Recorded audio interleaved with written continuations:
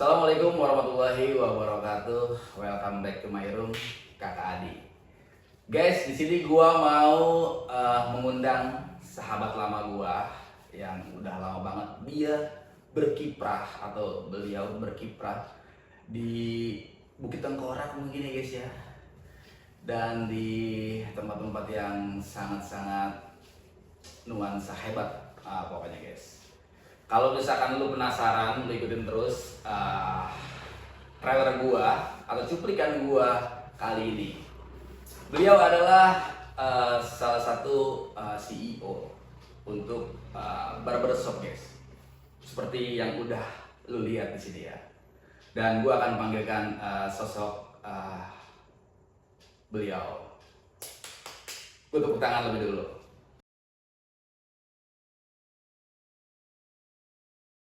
Gimana kabar Pak Tommy? Alhamdulillah untuk saat ini sangat baik. Mantap ya. Iya. Kita jarang buat ketemu ya. Ya benar, emang ya semenjak gua lagi ngelola usaha barbershop ya, jadi gua agak sekarang jarang keluar. Jadi Wow. fokus mengurus bisnis. Mantap. Jadi maklum lah, jadi agak jarang-jarang bergaul sama orang-orang. Berarti introvert ya? Mungkin khusus di tempat bisnis aja. Iya, kurang lebih gitu. Karena di sini gue masih mengelola, ya masih belum begitu banyak orang ya. Jadi gue harus apa-apa sendiri. Widih, berarti selain CEO, berarti bener-bener semua operasional tuh sendiri semua berarti ya? Iya benar sekali. Jadi CEO juga, yang kerja juga, jadi yang nyapu-nyapu juga. Oh, emang Ya, jadi semua sendiri lah. Jadi emang sekarang masih belum banyak yang membantu, tapi insya Allah mungkin kedepannya bakal ada yang membantu ya. benar, berarti emang benar-benar ngirit operasional kalau kayak gitu ya? Benar sekali mirip. Ya maklum lah, kita kan perintis bukan pewaris. Iya, ya, salam. Luar biasa sekali ya guys ya. Kita di sini sudah kedatangan tamu, beliau adalah CEO dari My Barber. Bahwasannya kita akan mengulik sedikit mengenai perjalanan beliau dari perjalanan karirnya hingga sampai di titik ini guys. Penasaran kan pastinya buat rekan-rekan. Gini Pak Tommy, waktu itu kan kita sempet bahwasannya kita dari zaman sekolah itu memang halnya nggak bareng lah ya, tapi kita seusia lah, selinting ya. Tapi setelah kita selesai sekolah, kemudian Pak Tommy hilang kabar pada saat itu. Nah, saya mau denger tuh perjalanan Pak Tommy hingga di titik saat ini. Gitu Pak Tommy. Oke. Ya sebenarnya sih kalau mau diceritain ya, kalau misalkan dari awal-awal meniti karir ya di dunia pekerjaan sampai titik ini sih sebenarnya lumayan panjang ya. Mungkin kalau diceritain nggak bisa habis 100 episode mungkin ya. Luar biasa dasar kayak gitu ya. Iya, jadi mungkin gua bakal ngambil poin-poinnya aja ya. Oke. Jadi biar orang juga tahu gua itu di titik ini enggak yang melulu langsung instan, tapi ada banyak proses yang gue lewatin dari hari ke hari, dari minggu ke minggu, dari bulan ke bulan, dan dari tahun ke tahun sampai detik ini di tempat ini gitu. Luar biasa sekali. Berarti awal pertama kali karir itu gimana tuh Pak Tommy pada saat itu? Oke, jadi mungkin kita sedikit flashback ya. Flashback. Ya, anak muda berarti ya. Flashback ya. Karena kan kita nggak yang tiba-tiba langsung bagus kan, pasti harus ada masa lalu yang bisa dibilang cukup mengharukan ya. Kalau diceritain mah bisa berulang baik nih air mata ya. Waduh. Tapi nggak apa-apa, di sini gue mau berbagi aja. Bukan maksud buat menggurui, menasihati, tapi cuma sekedar sharing atau berbagi pengalaman yang gue alamin selama perjalanan gue berkarir gitu di dunia kerja sampai di tempat gue sekarang ini. Jadi pada tahun 2006-2007 itu gue baru lulus sekolah SMP ya. Berhubung gue itu ya ke kendala ekonomi lah, ya maklum di kampung kan. Di situ gue lulus SMP tuh gue nggak sampai melanjut ke SMA. Oh, jenjang yang lebih tinggi lagi ya? Iya, gue di stop karena ekonomi lah ya. Terus habis itu ya mau nggak mau kan gue cari kerja dong. Karena ya kebutuhan juga, bukan masalah gengsi-gengsian, tapi gue emang kebutuhan ekonomi, ya mau nggak mau gue cari kerja. Udah beberapa tempat sih sebenarnya. Jadi pertama kali mungkin gue lulus SMP itu gue udah kerja di toko obat Cina. Ya itu di toko obat Cina lah intinya. Nah di situ gue bekerja kurang lebih hampir 3 tahun. Nah di situ ya namanya baru-baru belajar kerja kan, baru SMP belajar kerja, ya istilahnya masih belum dapat apa-apa lah, lagi masih kecil. Tapi kan namanya kebutuhan gue, yang penting gue dapat penghasilan kan.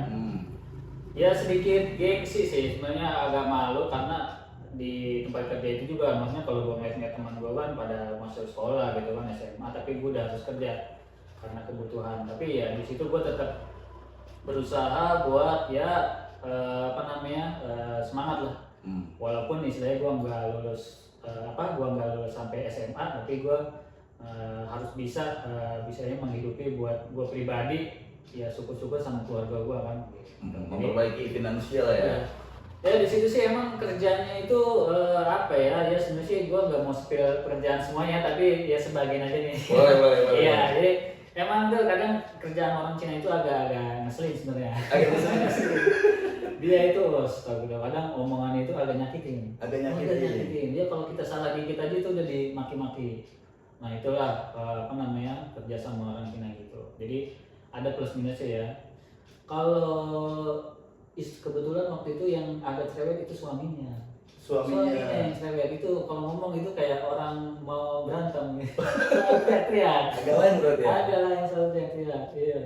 Terus kalau ya syukur ada bininya atau istrinya tuh ya alhamdulillah dia tuh agak baik orangnya. Jadi ya seimbang lah ya berarti. Jadi gue ya. betah-betahin aja. Dan gue bertahan itu sampai hampir 5 tahun.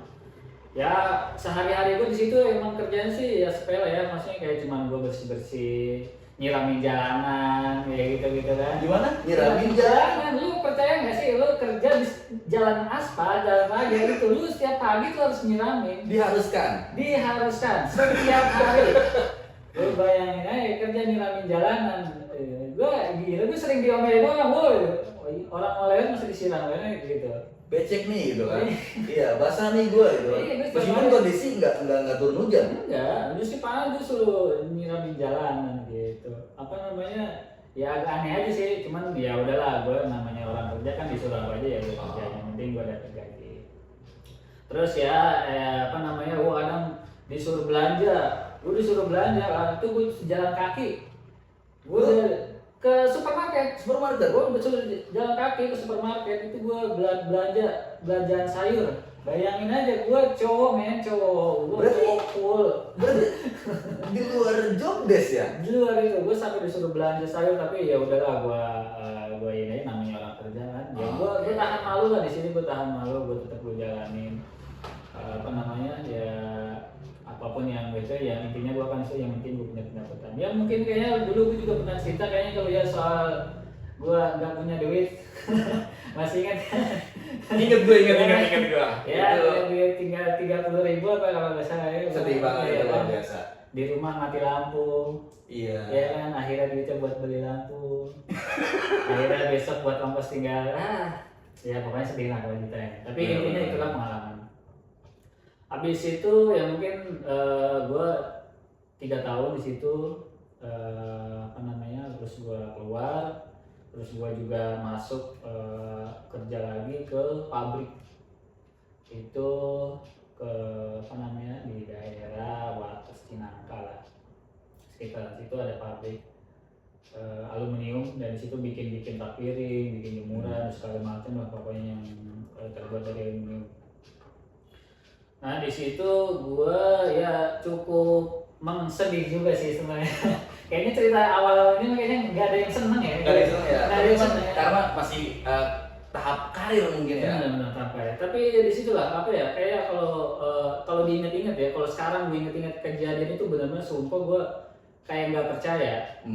Gue udah pernah ngalamin hal itu sampai sekarang gue tuh kayak nggak percaya kalau gue mau ceritain. Jadi gue itu jalan kaki dari rumah sampai tempat kerja, dan dari tempat kerja gue pulang juga sampai jalan kaki juga, dan itu gue jalanin sampai mungkin ya lumayan lama lah.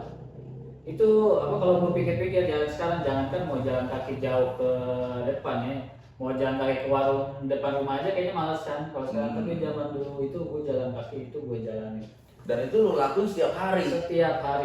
Pulang pergi tertarung. Luar biasa. Luar Pokoknya biasa, guys. saya dah. Walaupun ya bisa dibilang ya gitu lah, kalau namanya kita kerja borongan kan.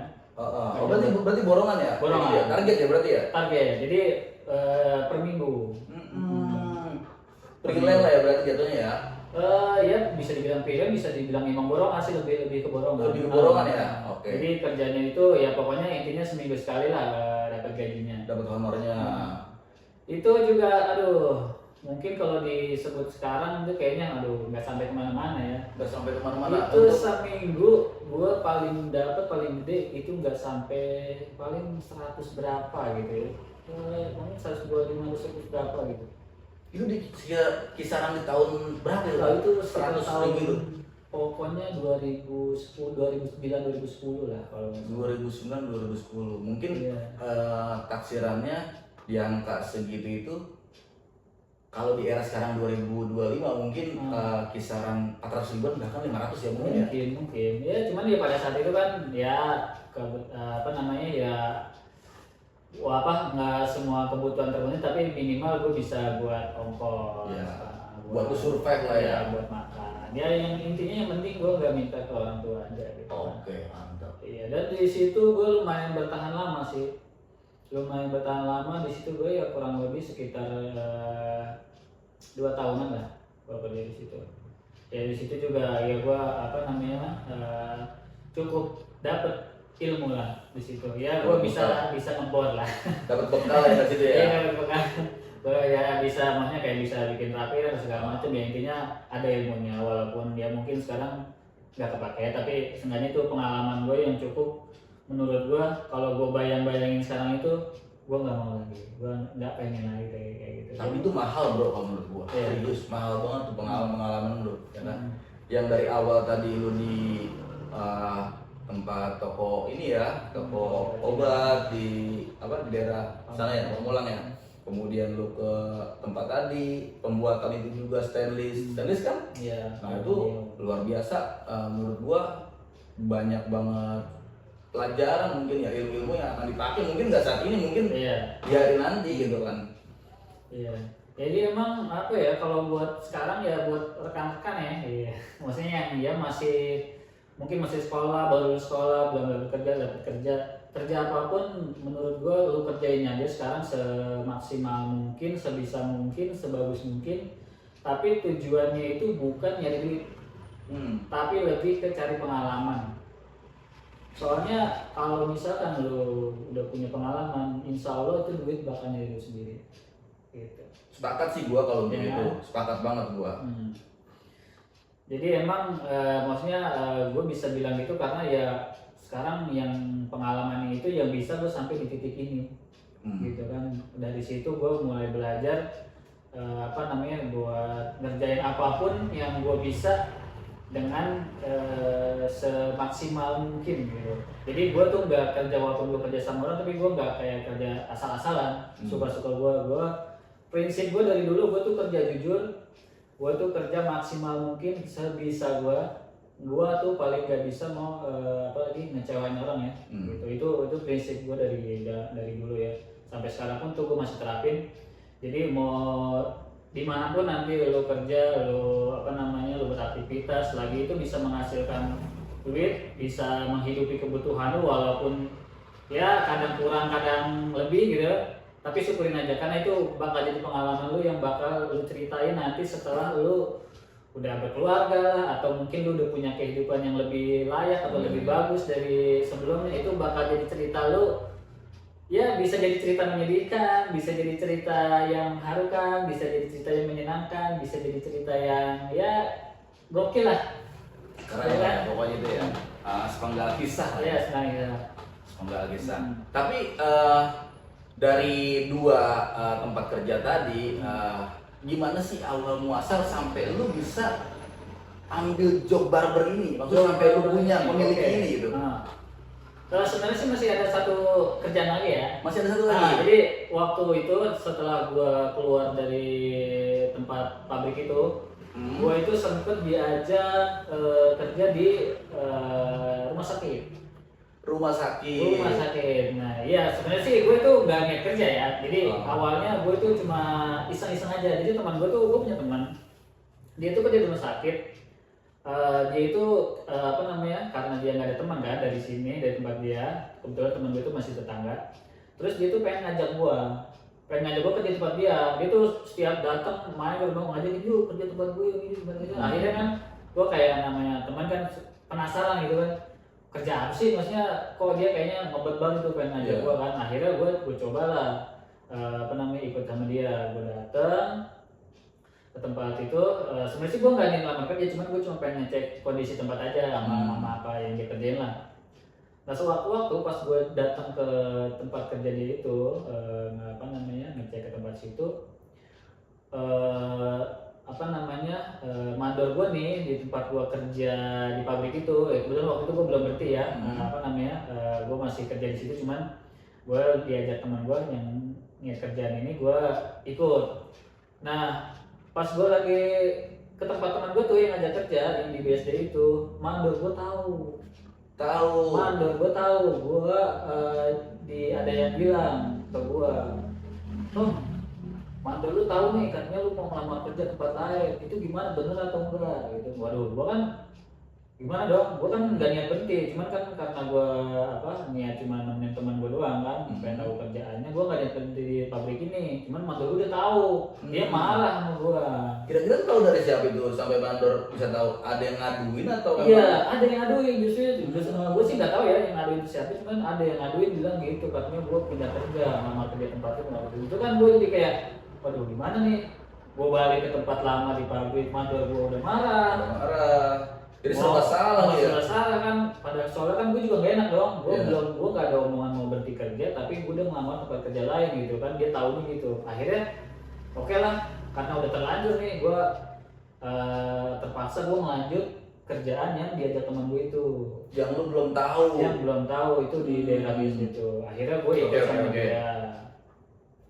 Nah, oke lah, habis itu akhirnya gue ikut kerja. Kebetulan dulu gue kerjanya sih ya cuma sebagai OB ya. OB, office boy, orang kantor ya. Kantor ya. Office kantor, boy cowok kan, berarti cowok kantor. Cowok kantor. Kalau sekarang cowok kantor, office boy kan. Office boy, cowok kantor. Oke, terus ya oke lah, gue langsung gue lanjut kerja di situ.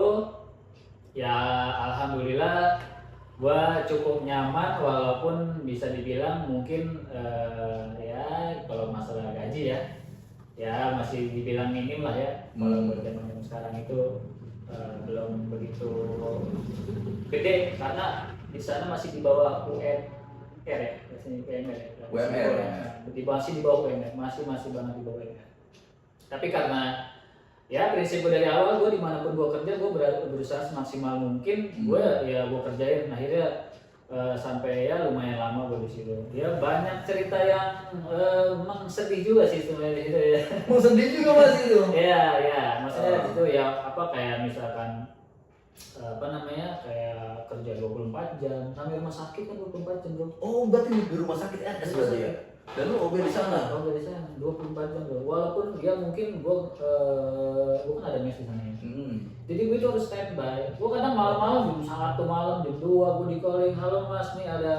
Kalau gue di situ apa ya kayak office boy itu gue gak yang dulu cuma bersih-bersih. Tapi gue ada job desk lain tuh yang kayak misalkan gue ngantar obat, beli obat, ambil darah. Itu gue itu apa termasuk kerjaan gue juga. Itu gue kadang jam 1 malam, jam 2 malam, jam 3 pagi itu. Ke PMI kan lo? Iya benar sekali. Itu ke PMI ke daerah Tangerang, Tangerang Kota, bayangin ya. Tapi lumayan itu kan 300-an ribu tuh. Ya pokoknya itu apa namanya ya pengalaman lah, maksudnya itu apa namanya kerja di rumah sakit. Dan sewaktu-waktu ini ada kisah yang agak tragis ya sebenarnya di rumah sakit itu. Dalam perihal Gue dulu sewaktu gue nganter apa namanya nganter sampel darah, itu gue sempat kecelakaan. Gue sempat kecelakaan waktu pas nganter darah, dan di situ gue sampai koma.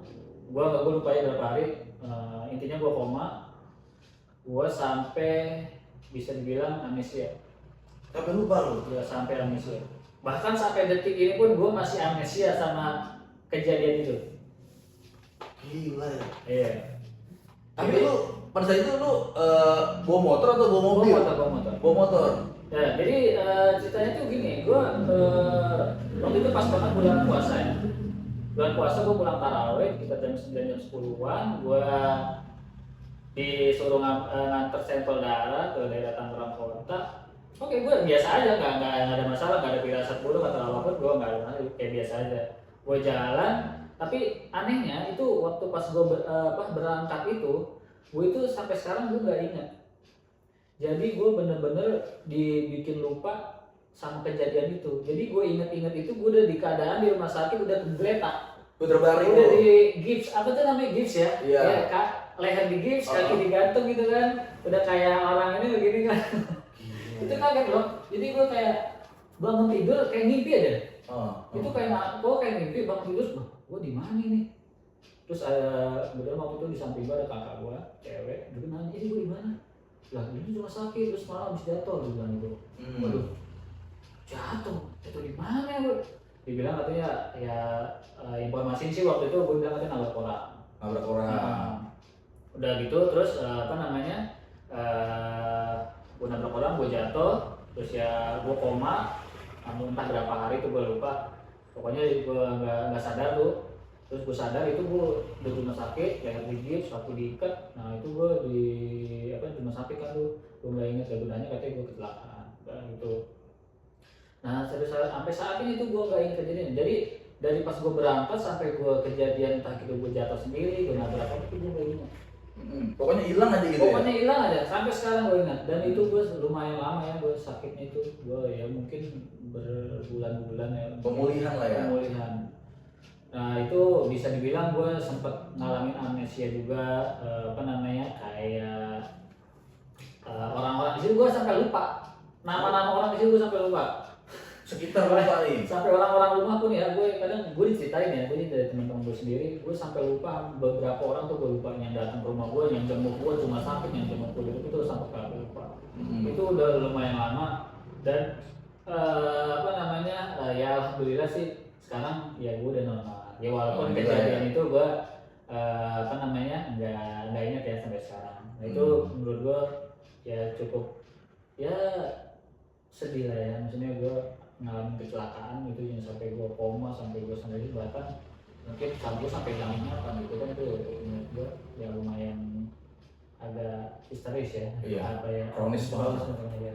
Kalau menurut gue lo dikasih kesempatan kedua mungkin ya, kalau bisa dibilang ya. Benar. Nah setelah gue ya bisa dibilang pulih, gue sembuh dan gue masih tetap di situ. Tapi lu selagi lu masih dirumahkan dalam kondisi lu pemulihan, artinya lu masih join di rumah sakit itu? Masih. Gue jadi gue nggak berhenti. Jadi gue tetap masih dari karyawan itulah. Kan. Terus ya maksudnya gue sembuh, gue balik lagi ke situ, alhamdulillah gue normal. Nah ini nih cerita. Mungkin awal mula cerita ya, gue mungkin terjun ke dunia cukur ya. Menarik nih. Ya, jadi gini, sebenarnya awalnya tuh gini, kebetulan kan gue di sana tuh ada teman-teman lingkungan anak akamsi lah ya, akamsi daerah-daerah tempat gue kerja itu. Gue suka nongkrong, dia tuh suka minta cukurin, minta potongin. Bener, kalau gue kan orangnya bisa gak bisa tuh gue kayak orang pengen nyoba gitu. Dan kebetulan juga waktu itu gue emang kayaknya suka gitu motong rambut kan, motong rambut suka, jadi akhirnya gue mau aja tuh. Gue sampai dibeli gunting, gue pakai gunting kertas. Lu pakai gunting kertas, gue gandung belum ada mesin bro, belum ada mesin yang kayak sekarang, belum ada. Maksudnya ada tapi harganya mahal, terus ya gue juga nggak tahu dulu beli di mana kan. Terus gue sampai dibeli itu, gue gunting kertas, gue ingat banget gue dibeli gunting kertas satu, gue buat nyukur rambut dia. Dan itu gue sampai beberapa orang ya yang mana tongkrongan situ yang akhirnya ikutan. Iya, jadi asal potong rambut sama gua, potong rambut sama gua gitu. Ya udah, gua kan orangnya ya selagi gua bisa ya gua kerjain gitu kan. Ya, namanya apa tongkrongan gitu kan, gua kerjain aja. Nah, habis itu ya udahlah, seiring waktu gua cukup sekitar ya mungkin 4 tahun lah ya kurang lebih. 4 tahun di situ gua ada masalah sama apa namanya sama atasan di situ karena ada job desk baru, ada outsourcing dulu waktu masuk outsourcing. Jadi gue tuh nggak cocok lah, nggak ada outsourcing itu. Akhirnya gue memutuskan buat resign. Lu mutusin sendiri? Mutusin sendiri resign. Dari akhirnya pas ada apa namanya itu outsourcing itu, karena gue nggak setuju kan, akhirnya gue resign. Nah setelah resign dari situ, gue sempet vakum tuh gua di rumah ya sekitar 1 atau 2 bulanan lah dari tempat kerja itu. Gua pulang terus ya istilahnya gua di rumah, gua libur, masih gua nggak ngapa-ngapain, sambil gua nyari kerja juga sih. Terus apa namanya, akhirnya ada tetangga gua nih, dia nawarin kerjaan di salon gitu. Asal muasalnya tuh gua. Itu kalau gua bantu di mana tuh? Jadi salon itu kebetulan ada di daerah Pamulang, di dekat Tanah Harja, ya pokoknya di situlah. Jadi tetangga gue itu kebetulan dia kerja di salon udah lama nih. Udah lama. Terus kebetulan dia bilang dia tahu gue lagi nganggur nih, dia ngasih lowongan, lu mau gak nih kerja di salon? Terus gue nggak langsung nerima sih, karena kan gue mikir ya, kerja di salon, bisa gue cowok ngapain lo ya? Iya, ya kan? Bingung juga ya kan? Kerja di salon, ngapain kerja di salon ya? Tapi kan karena gue waktu itu coba aja lah. Gue kan tipikal yang maksudnya kerjaan apa aja lah gue coba aja. Daripada kosong ya kan? Daripada kosong aja lah. Akhirnya gue nyoba lah, gue ngelamar. Oke, gue ngelamar, gue masuk. Apa namanya? Ya alhamdulillah gue kerja di situ ya. Awal-awal ya gue sebenarnya sih agak gengsi sih, agak sedikit gengsi karena kan di situ banyak cewek. Lu cowok sendiri? Cowok, enggak sih, kebetulan waktu itu ada sekitar 4-5 orang juga cowok di situ yang apa namanya yang kerja di situ ya di situ yang bikin gue tuh istilahnya apa namanya mau lah kerja di situ. Gua kalau mungkin di situ nggak ada cowok juga gua nggak mau. Iya, kalau ada bencong. Aduh, gua paling takut banget bencong. Makanya ya kan. Geli. Nggak ada. Pokoknya gua paling takut kan. Tapi waktu pas gua masuk itu syukurnya udah nggak ada. Oke. Tapi pernah ada tapi udah keluar. Oh gitu. Jadi ya hitungannya gua betah lah di situ. Nah, habis itu ya udahlah gue berjalan waktu, gue ngejalanin ya gue apa aja lah gue kerjain di situ. Kebetulan waktu itu gue cuma terapis, jadi di salon itu ada tingkatannya tuh. Ada tingkatannya. Apa terapis capster, terus kedua asisten, terus jadi stylist kalau udah bisa semua. Nah dari situlah tuh gue mulai belajar. Jadi gue ada senior gue yang ini nih apa nih ada satu apa ya namanya, satu quotes apa ya bahasa quotes ya, quotes apa ya, kata-kata hari ini apa namanya, ada kata-kata yang memotivasi gue lah, yang bikin lu berapi-api lah ya. Iya, bikin gue kayak oke, gue kerjain ini gue bakal apa maksimal mungkin gitu kan. Dia bilang gini, senior gue bilang gini, lu udah terlanjur kerja di salon, udah kejebur di salon, lu jangan berhenti sebelum lu bisa semuanya. Dia bilang kayak gitu. Sampai dia bilang kayak gitu. Dia bilang kayak gitu. Jadi dia bilang lu udah terlanjur nih lu kerja di salon kan. Jadi lu jangan sampai keluar salon lu tangan kosong. Maksudnya nggak bisa apa-apa. Nggak bisa apa-apa. Cuma kerja, lu beneran rugi banget ya. Rugi banget. Soalnya gini, kalau misalkan lu masuk dunia salon atau kerja, lu gak punya basic apa-apa, lu gak punya keahlian apa-apa, itu lu gak kepake. Nol besar berarti. Nol besar. Tapi kalau misalkan lu punya skill, lu punya kebiasaan, itu lu dimanapun lu hidup, lu kepake. Jadi itu kata-kata yang menurut gue sampai sekarang itu jadi apa ya? Melekat lah gitu ya. Melekat dan jadi motivasi. Jadi ya apa namanya? Buat kita tuh mau ngelakuin sesuatu sampai kita bisa gitu. Oke. Dan itu sampai sekarang gue ingat gitu.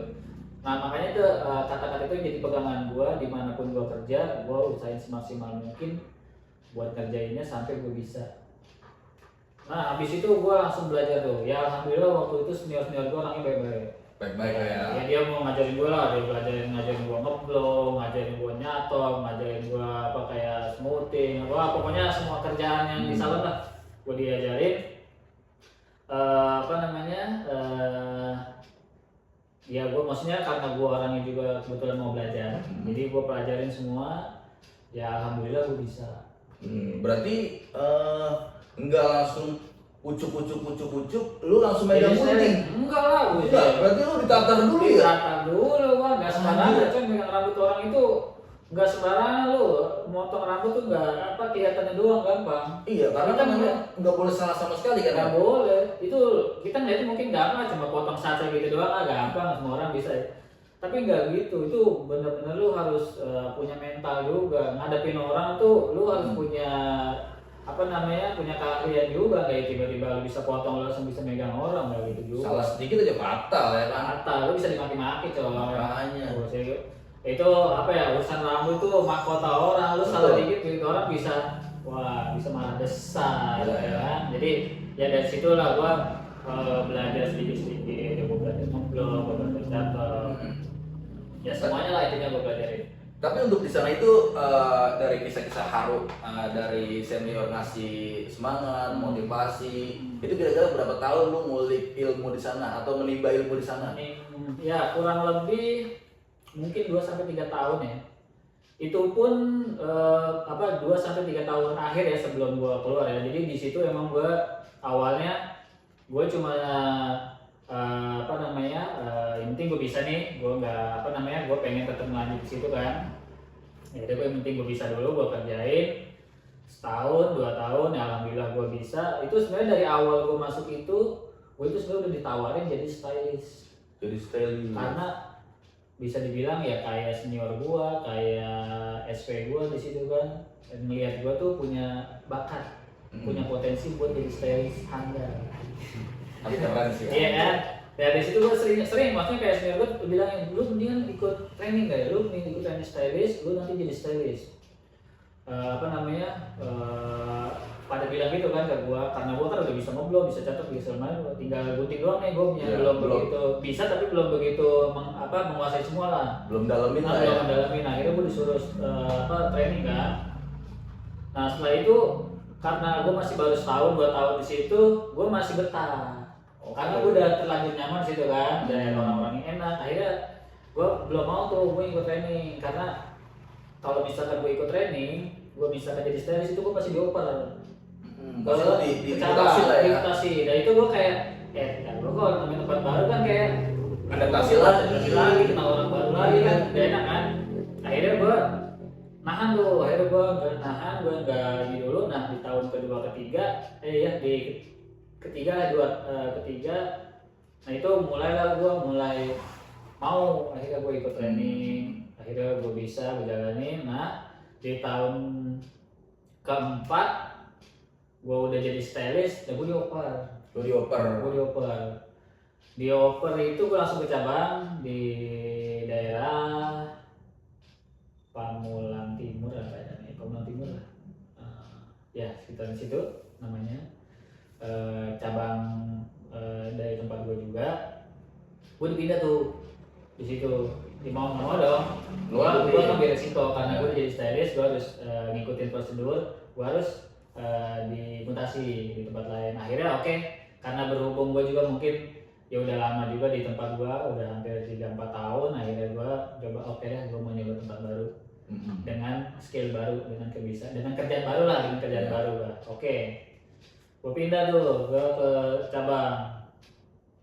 Set gue pindah ke cabang, ada 2-3 bulan gue kerja di situ. Ya apa namanya, ya bisa dibilang ya gue kerjaan gue masih belum inilah, masih belum bagus lah ya, tapi gue udah coba yang maksimal. Nah apa namanya, pas gue situ ada sekitar berapa ya, sekitar 5-6 bulan lah gue di tempat baru itu. Langsung ada COVID bro. Langsung COVID. Waktu itu tahun berapa ya? 2020-an ya? Ya, COVID 19-an lah ya. 2020. Ya, Nah itu gue pas banget baru pindah ke cabang itu, langsung COVID. Waduh, itu kondisi salon langsung sepi total. Drop lah semua Drop tuh ya. banget. Itu gue nggak ada kerjaan sama sekali. Pokoknya gue itu kerja di rolling. Kerja gue tuh ganti-gantian, seminggu sekali. Jadi harusnya 2 shift 1 hari, jadi sekarang 1 hari 1 shift. Itu selama berapa bulan tuh? Mungkin pokoknya dari 2-3 bulan itu selama COVID itu sepi banget pokoknya. Bayangin dong, gue selama sebulan, lu percaya nggak nih? Gue selama sebulan gajian cuma 230.000. Lu bayangin aja. Gila ya. 230.000 sebulan gue. Itu hilang berapa persen dari itu? Mungkin 98% ya. Besar ya, gila ya. Ya, pokoknya aduh itu pokoknya nggak kacau lah. Malah gua baru pindah tempat baru, tiba-tiba COVID, akhirnya apa namanya, wah sepi banget kan. Dan lebih apa ya, lebih menyakitkan lagi, lebih sedih lagi nih gua itu pas ada COVID itu. Nyokap gua sakit dulu. Barengan ya. Nyokap gua sakit bulan, dan itu gua apa namanya, akhirnya memutuskan gua buat nggak niat berhenti sih sebenarnya, cuman gua buat mutusin buat merawat ibu gua. Soalnya kondisinya waktu itu ibu gua sendiri kan di rumah. Nah akhirnya gua merawat ibu gua karena gua pikir kan palingan ibu gua mungkin paling lama mungkin sakit sebulan kan, nggak lama, sebulan dari bulan. Ternyata ibu gua tuh sakit lama loh. Itu gue sampai habis-habisan, istilahnya gue akhirnya karena gue udah kelamaan kan di rumah tuh ngerawat ibu gue tuh ya hitungannya mungkin gue berhenti aja deh dari salon. Iya. Gue ngerawat ibu gue apa namanya di rumah. Akhirnya gue istilahnya gue punya simpenan, ya maksudnya gue masih punya tabungan gitu, habis gue buat berobat. Terus apa namanya, sampai motor aja sampai gue jual. Gue sampai habis gue pokoknya habis di titik terendah gue itu yaitu di saat COVID itu. Jadi di saat COVID itu gue benar-benar titik terendah mungkin yang paling, ya mungkin yang gue rasain sekarang tuh ya mungkin gue juga ya amit-amit ya, maksudnya kayak gue ngerasain itu benar-benar sampai habis-habisan. Nah selama gue ngerawat ibu gue di rumah itu, gue sebelum motor gue jual itu gue sempet keliling loh.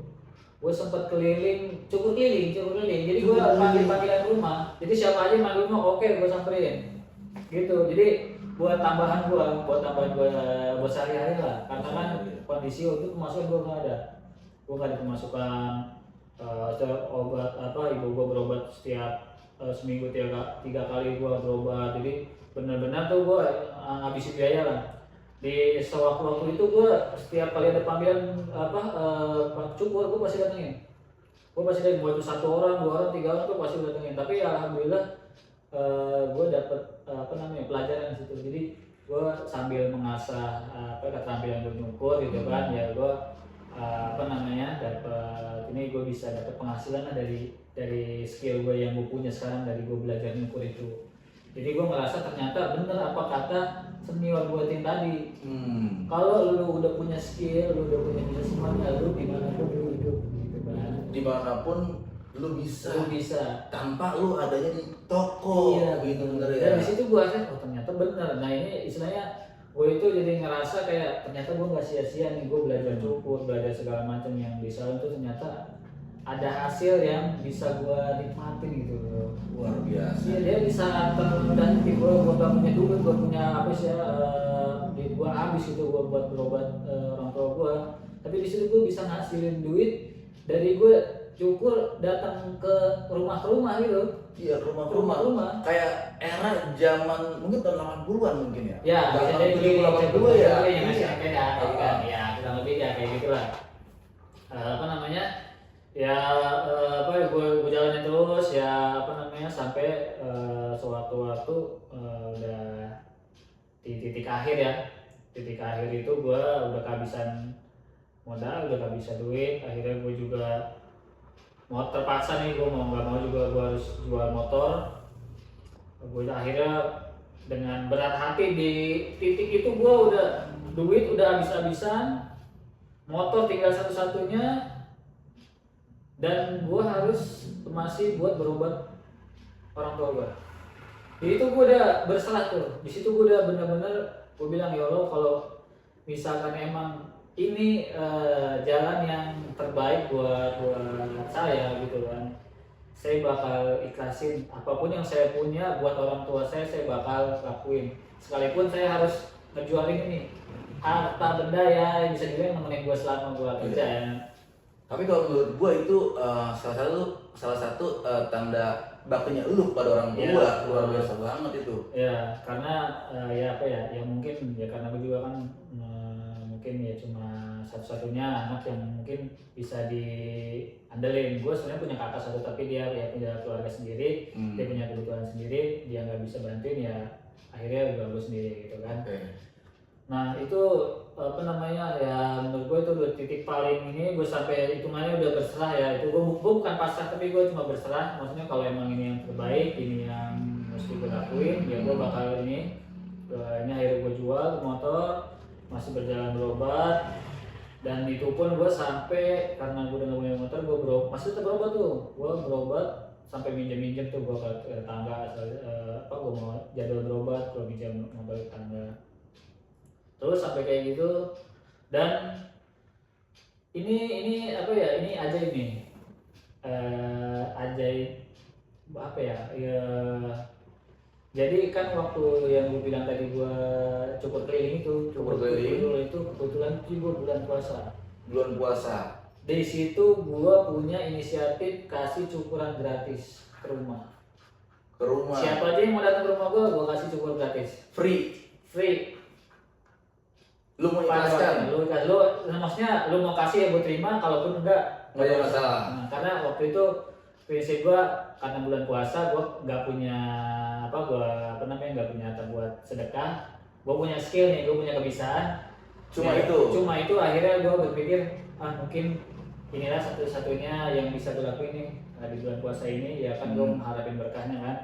Gue kasih orang buat cukur gratis, dan yang panggilan ke rumah itu pun gue tuh gak ngasih tarif, bayar suka-suka. Bayar suka-suka. Dan lu tau gak ajaibnya? Ajaibnya itu gue kayak ngerasa ada timbal balik dari yang gue udah keluarin sebelum ini. Kayak gue buat ibu gue berobat, motor gue jual sampai habis-habisan tuh. Setelah bulan puasa itu gue kayak dapet keajaiban gitu. Gue itu gini, waktu pas terakhir kali gue udah jual motor, gue udah gak punya duit, maksudnya sisa tuh tinggal buat berobat dulu. Gue tuh sampai mikir gini, ya Allah, saya ini duit kemana lagi nih? Duit udah habis. Paling tinggal 2-3 kali doang nih buat berobat, duit habis. Gue dalam hati nih ya, udah mati ngomong kayak gitu. Ya gue ngomong sendiri dalam hati, ini gimana ya? Akhirnya cuman di waktu itu gue kayak, ya udahlah, gue berserah aja nih. Terus gue kayak dalam hati gue, ya Allah, kalau misalkan memang ada engkau memberikan aku rezeki yang halal buat ibu saya berobat, tolong berikan jalan yang terbaik apapun itu. Gue setiap hari gue ngebayangin itu, karena gue udah kehabisan kan, ngabisin modal, terus gue juga motor udah nggak punya, gue mau pergi tempat jauh juga gue pasti nggak bisa kan. Ya, bingung lah ya. Gue sampai ngomong, dan ya Allah, kalau bisa nyari kerjaan yang deket-deket kayak jangan jauh-jauh gitu kan. Minta lu. Iya, gue minta pada situ. Jadi gue dalam hati sendiri aja ya, gue nggak ngomong ke orang, tapi gue dalam hati sendiri gue ngomong, ya Allah, saya pengen kerja nih, duit saya udah habis buat berobat, kalau bisa kerjanya yang deket, yang bisa jalan kaki. Itu maksudnya yang nggak usah pakai gue jauh-jauh naik motor kan. Dan lo tau nggak, pas banget gue lagi ngecek HP di Facebook itu ada lowongan custom barbershop di daerah dekat rumah gue. Anjir ya. Langsung gue ngelamar hari itu, gue kontak WA-nya, besoknya gue datang interview, gue langsung masuk. Nah disitulah gue langsung titik awal mula mungkin gue mendalami dunia potong rambut ya. Terutama potong rambut cowok ya, itu awal mula banget itu titik awal banget yang gue ngerasain mungkin gue masuk ke dunia barber. Pas sebelumnya kan gue di salon nih. Salon. Iya salon kan. Kalau ini kan khusus barber ya. Khusus barber kan. Ya bisa dibilang gue agak nekat sih. Gue itu karena modal pede aja, gue modal nekat karena gue ngerasa gue bisa potong rambut. Iya, lu udah mumpuni di situ. Udah mumpuni di situ, jadi kayak gue ngerasa bisa lah, walaupun gue belum pernah sama sekali masuk dunia barber kan. Gue nggak tahu sama sekali dunia barber, gue nggak pernah kerja, jadi kayak gue gue nekat aja nih. Biar aja karena gue kalau nggak kerja gue gimana buat obat orang tua gue kan, kayak gitu kan. Akhirnya oke. Satu hari gue WA, besok gue ngelamar kerja, gue langsung diterima, besoknya gue langsung masuk. Nah di situ gue langsung ngerasain lah tuh gue kerja di barber kan, masih kerja di barber, terus ya alhamdulillah berjalan lancar, nggak ada kendala, terus dan gue juga dapat hasil yang bisa dibilang lebih besar dibanding hasil kerja gue di salon. Lebih besar dari hasil gue di salon. Di sana bagi hasil atau persentase tuh? Jadi kebetulan waktu itu gue langsung presentasi komisi ya bagi hasil. Bagi hasil ya. Di situ gue dapat komisi 40%. 40% dari hasil kerja gue. Jadi kalau gaji tetap bulanan, gue ambil sebulan sekali, tapi hitungan komisi gue per bulan 40% dari hasil gue kerja gitu. Dan di situ gue ngerasain bener-bener keajaiban yang gue nggak ngerasain seumur hidup gue nih ya. Seumur hidup gue dapet kerjaan yang menurut gue paling enak, kerjaan yang menurut paling gue suka dan nyaman, dan gaji yang menurut gue itu paling nggak biasa, dan seumur hidup gue di situ yang gue ngerasain gaji paling gede. Cukup lah ya. Cukup, bahkan ya bisa dibilang gue bisa pakai buat berobat ibu gue masih bisa buat makan gue sendiri. Nah itu di situ gue merasa wah ini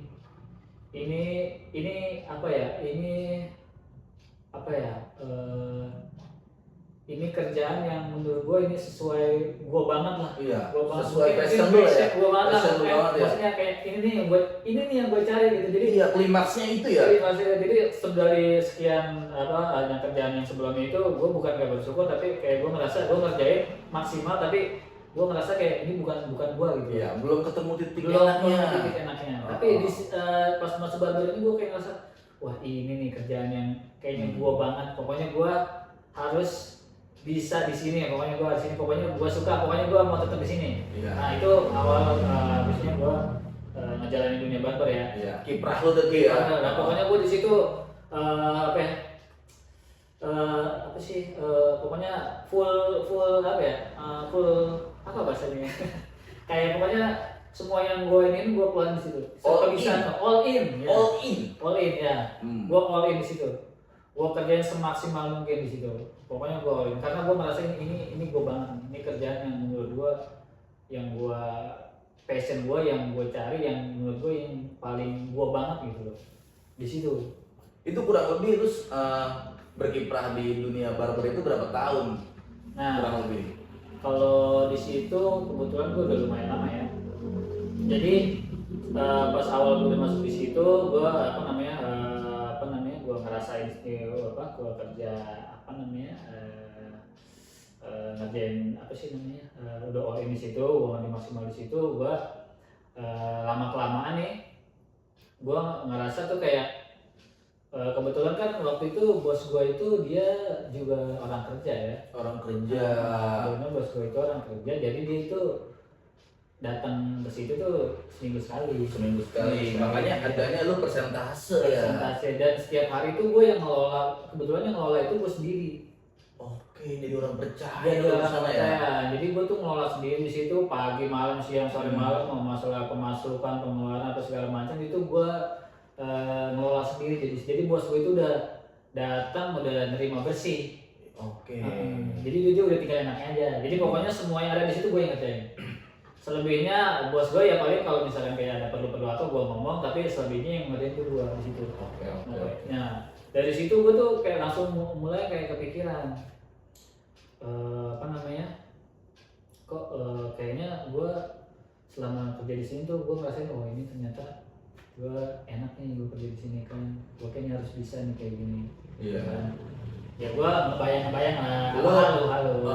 Lo melihat bahwasannya memang banyak peluang yang lebih besar dan lo sudah mumpuni di situ. Betul. Masa iya gue harus begini terus gitu ya. Sekali. Berarti kan lo dengan secara tidak langsung lo pengen punya pencapaian yang buat diri lo sendiri yang lebih lagi kan. Nah, banget. Nah dari Oke, situ nice. makanya di situ gue tuh gak cuma kerja. Oke. Jadi gue di situ sambil belajar.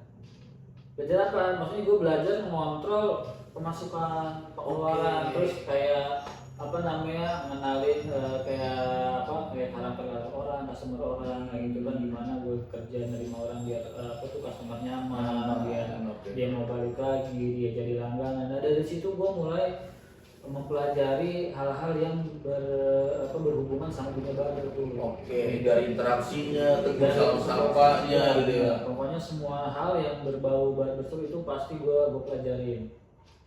Nah sewaktu-waktu tuh gue kayak karena gue di situ setiap hari di situ ya, gue bahkan sampai tidur di situ. Gue tuh nggak pulang dulu. Oke. Saking dulu kan karena gue juga emang gue udah nggak punya motor kan, walaupun gue pulang deket gue malas pulang karena pagi gue balik lagi gitu kan. Akhirnya gue tidur di situ loh. Akhirnya gue tidur di situ setiap hari pokoknya gue di situ. Jadi gue ngerasa kayak ini punya gue nih, Ini punya gue gitu ya. ya buka tutup gue. Benar. Terus yang ngatur duit gue. Iya kan, nerima pelanggan gue. Kan jadi wah ini kayaknya punya gue nih bukan gue. Iya, akhirnya ini punya gue nih, gue ngerasain kayak itu tuh gue di situ saat itu gue udah merasa kayak bukan kerja. Oke. Jadi gue tuh udah all in ya tadi kan, all in udah kerja tuh udah nggak merasa kayak gue kerja, karena gue di situ semua gue ngelakuin sendiri. Jadi gue merasa tuh kayak ini apa namanya dia makannya gue nih. Nah makanya dari situ gue langsung kayak ada kepikiran kayaknya gue bisa nih. Lu harus bikin nih gitu. Gue kayaknya bisa nih ngelola kayak gini. Karena kan gue tahu kan maksudnya dari jam operasional buka sampai tutup, terus produk mau beli apa itu kayaknya gue udah bisa berhitung lah.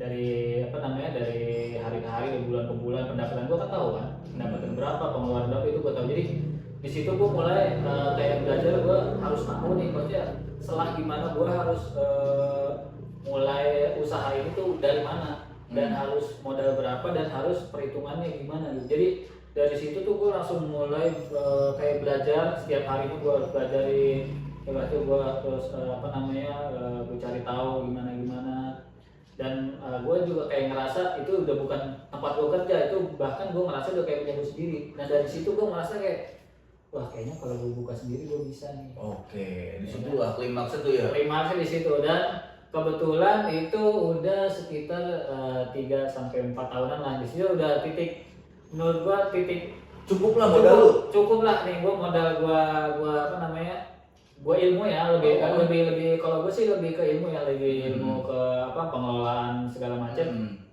Ya modal juga ya, modal materi juga itu juga penting, tapi lebih dominan ke ilmunya, terus mental. Itu sejauh mungkin ya, kalau misalkan gua mau buka sebenarnya dari sebelum-sebelumnya gua juga udah bisa buka sendiri gitu kan, karena gua udah tahu gua bisa kan. Gua udah tahu ngelolanya, gua juga bisa ngerjainnya, gua bisa aja. Gua punya modal dikit gua bisa dan sebagainya. Cuman gua kena penahanan waktu sampai sekitar 4 tahunan itu karena gua nyiapin mental. Menurut gua itu modal utama usaha itu bukan cuma materi tuh. Mental, serius. Kalau orang cuma modal materi tapi dia nggak punya ilmu sama mental yang kurang, itu gue yakin gak bakal tahan lama. Karena dia bakal gampang goyah sama isu-isu orang luar. Iya, belum lagi kayak misalkan namanya usaha baru kan kendalanya ada aja kan, entah sepi lah, entah apa itu pasti kan bikin orang yang kalau mentalnya tuh nggak kuat, dia nggak punya persiapan tuh pasti gampang goyah. Pasti down lah ya. Pasti down, apalagi namanya awal mula kan, nggak mungkin langsung untung dong. Iya. Pasti rugi dulu, kita bisa-bisa dulu. Nah dari situ gua istilahnya siapin mental gua lah. Siapin mental gua di situ ya anggaplah gua nganggap kerja di situ gua nganggap pemilik. Jadi gue selama gue kerja di situ, gue tuh nganggap diri gue sendiri itu bukan kerja di situ, tapi gue pemilik. Jadi gue harus gimana nih sebagai seorang pemilik gue bisa mengelola usaha ini jadi berkembang gitu loh.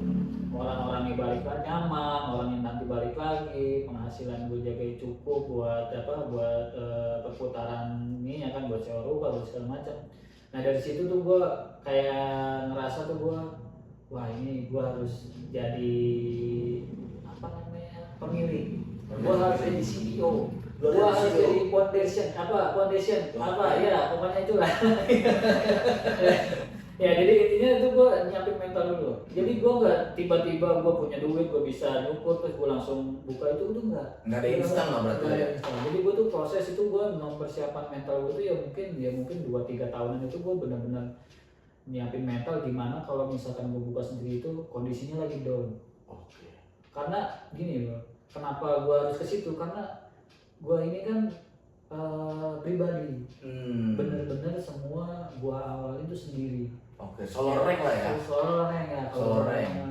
Jadi gue tuh kalau misalkan seandainya gue gagal, itu gue gak ada backupan. Oke.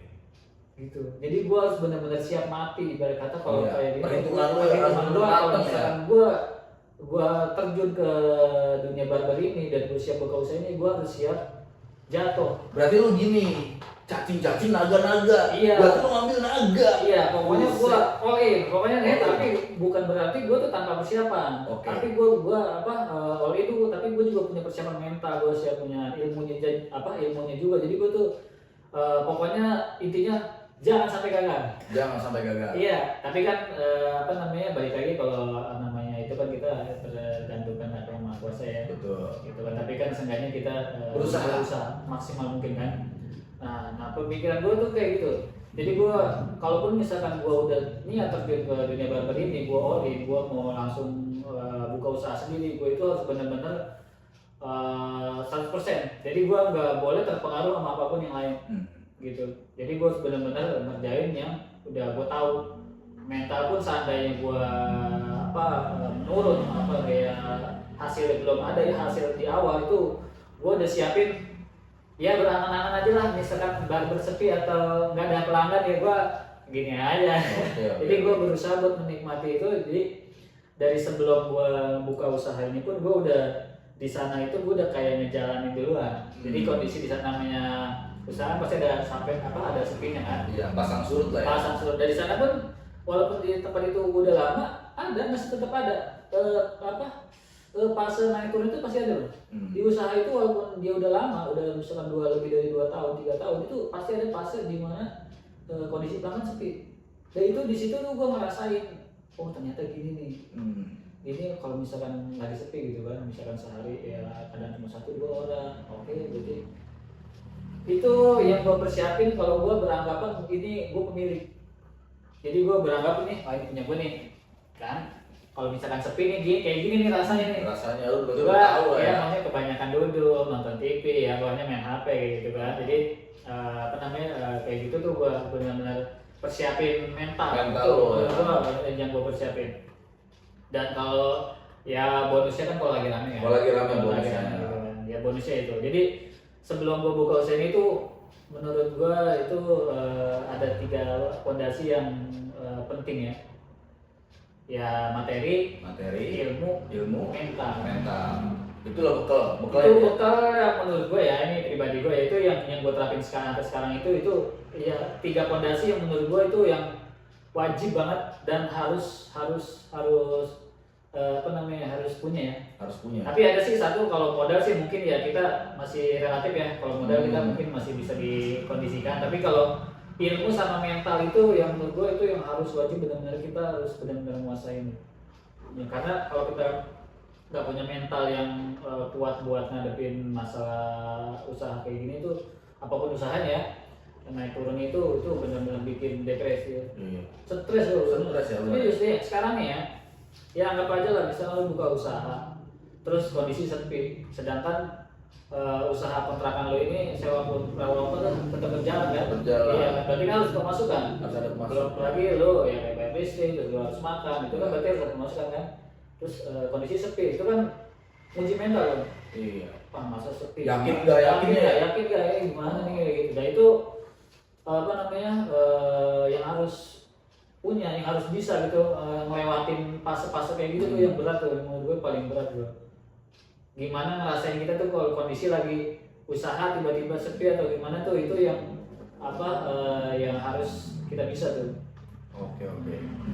Dan berarti setelah terjadi bosannya lu punya barber sendiri, itu udah 4 tahun lebih berarti ya? Lo Iya berkali di barbernya ya kurang lebih 4 tahun. 4 tahun lah ya. Terus habis itu lu bikin tempat yang saat ini ya. Dan itu udah berapa lama nih? Kurang lebih. Alhamdulillah ini sih udah tahun kedua ya. Tahun kedua. Alhamdulillah dengan berjalannya waktu ya, walaupun berjalannya agak sedikit lambat, tapi gue bersyukur gue udah bisa di tahap ini lah, di tahun kedua ini gue udah masih tetap standby lah gitu kan. Jadi ya buat kedepannya sih ya harapan gue ya pasti bisa lebih berjalan lancar, lebih maju dan bisa apa namanya besar lagi. Amin. Dan buat tujuan kedepannya nih, goalsnya lu setelah lu udah pencapaian lu saat ini gitu, apa kiranya? Goals ya. Sebenarnya sih kalau buat sementara ini kalau goals gue sih gue lebih ke fokus ke apa namanya barber ini ya. Gue lebih fokus buat ngembangin ini.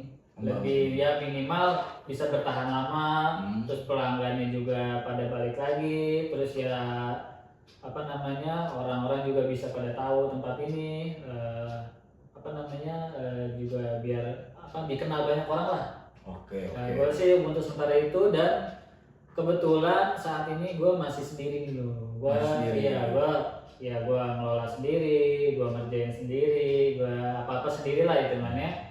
Jadi emang bener-bener ini gue masih tahap merintis.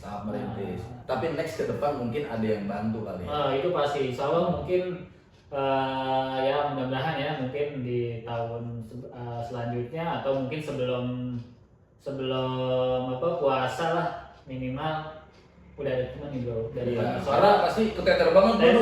Itu udah rutinitas loh. Itu hampir semua setiap tukang cukur tuh pasti ngalamin lah ya. Pasti ngalamin karena yang selama gue ngejalanin di salon, di barber itu setiap malam takbiran itu gila bro, itu orang cukur nggak bisa habis ya, nggak belodak. Itu orang yang bisa dibilang nggak pernah cukur rambut aja pasti cukur rambut tuh kalau mau lebaran. Bener ya, overload lah ya. Overload, pokoknya lu dari pagi sampai pagi lagi sampai gempur aja lu masih didatangin tuh kalau lu masih kuat. Berarti titik bener-bener lu mau nggak maunya di situ ya. Kalau misalkan lu merasa capek nih, udah gue dapetnya segini aja, ya udah segitu. Tapi kalau misalkan lu masih kuat, gak seru ya kan sama lu berarti. Dan itu emang rutinitas ya tahunan itu apa namanya setiap tahun dimanapun ya tempat tukang cukur pasti ramai. Itu sih bukan ilmu apa otak-atik ya, itu bisa dibilang itu ilmu pasti karena pasarnya itu udah kayak gitu dari tahun ke tahun yang gue jalani di barber. Luar biasa sekali. Tapi sepenggal perjalanan lu ini, lu percaya nggak sih bosannya ada doa orang tua? Doa orang tua itu pasti, jadi gue percaya banget karena bagaimanapun doa orang tua itu doa yang paling diijabah. Jadi doa orang tua itu pasti yang utama. Dan dimanapun mungkin siapapun ya pasti kalau misalkan itu orang tuanya juga pasti bakal mendoakan yang terbaik buat anaknya. Dan itu pasti hasil yang maksudnya gini, hasil yang gue dapet sekarang ini pun nggak melulu itu semata-mata karena hasil kerja gue gitu. Jadi ya mungkin secara fisik gue yang ngerjain sendiri, tapi secara apa namanya, mungkin secara lainnya itu mungkin ada doa dari orang tua yang pengen anakku sukses gitu. Jadi doa orang tua itu yang penting, makanya gue itu selalu mengutamakan orang tua. Kayak apa namanya, cerita yang sebelumnya itu gue istilahnya ngeluarin apa istilah berobat buat ibu gue tuh all in, maksudnya gue semua sampai gue kehabisan tabungan, gue sampai jual itu karena gue apa namanya mengutamakan orang tua. Jadi buat siapapun ya, kalau lu punya usaha punya apapun, usahain utamain orang tua lu, karena orang tua itu sebesar apapun pengeluaran lu itu nggak bakal bisa ngebales apa yang udah dia kasih ke lu gitu kan. Jadi insya Allah ya, apapun yang lu kasih ke orang tua lu, gue yakin ada timbal balik balasan yang berkali-kali lipat, dan itu gue rasain dengan berkah banget. Jadi makanya gue sekarang apapun orang tua gue minta, gue pasti kasih tanpa harus gue tanya. Kalau gue masih bisa gitu ya, gue bisa kasih dan itu gue masih mampu, gue pasti langsung kasih. Oke, buat bagi tahu juga dong buat rekan-rekan bosannya yang baru mau mulai bisnis ya kan, jangan langsung down, kasih tips-tipsnya juga lah Pak CEO. Tips apa ya, sebenarnya sih bukan tips ya, lebih ke kayak gue kayak nge-share, mungkin lebih ke pengalaman gue aja ya. Soalnya kalau masih tips gue mungkin belum sebegitunya gitu masih tips. Masih banyak juga yang perlu gue pelajarin. Jadi buat siapapun kalian yang kerja dimanapun, ya terutama di barber ya, yang sekarang masih kerja ikut orang, kerjain aja kerjaan lo semaksimal mungkin, kuasain ilmunya semaksimal mungkin, pelajarin semua yang lo bisa, yang ada di tempat kerja lo pelajarin sampai lo benar-benar bisa, sampai benar-benar lo kuasain. Terus kalau lo masih ikut kerja sama orang, lo jangan berpikir sebagai karyawan, karena kalau lu kerja terus-terusan berpikir sebagai karyawan, lu nggak bakal naik level jadi pemilik atau pengusaha. Jadi usahain, walaupun lu sekarang lu masih kerja ikut orang, tapi lu anggaplah itu punya lu sendiri. Jadi lu ngerjain itu dengan sepenuh hati, dengan maksimal, dengan dengan enak, dengan happy gitu kan. Jadi apa yang lu dapat itu juga insya Allah bakal balik buat lu sendiri. Terus selanjutnya lu harus punya persiapan mental yang kuat sebelum lu membuka usaha sendiri. Ilmunya, mentalnya itu menurut gue yang paling penting, karena itu yang gue jalanin sekarang ini, yang sampai sekarang ini gue jalanin ya, yang gue lakuin itu yaitu gue persiapan mental yang benar-benar gue jalanin selama gue ikut sama orang. Gak cuma modal materi ya. Kalau modal materi kan relatif kita mungkin masih bisa ya, mungkin dibantu sama orang gitu kan, atau kita mungkin ya dari lainnya. Tapi kalau kayak mental, ilmu itu kita benar-benar pribadi sendiri yang harus kita kuasain sendiri buat ngelola emosi kita sendiri dikala kondisi namanya orang gitu, kondisi lagi marah, lagi kesel, lagi apa segala macam, itu yang perlu kita kontrol sendiri. Dan jadi selebihnya ya usahain aja lah semaksimal mungkin yang lu bisa kerjain sekarang. Lu siapin modalnya, lu siapin mentalnya, lu siapin ilmunya. Kalau lu udah siap ketiga-tiga itu, insya Allah lu buka dimanapun, lu dengan modal berapapun itu gue yakin pasti berjalan. Karena apa? Karena dari tiga yang lu siapin itu adalah fondasi yang benar-benar kepake banget buat lu menghadapi ujian-ujian yang ketika lu buka usaha gitu loh.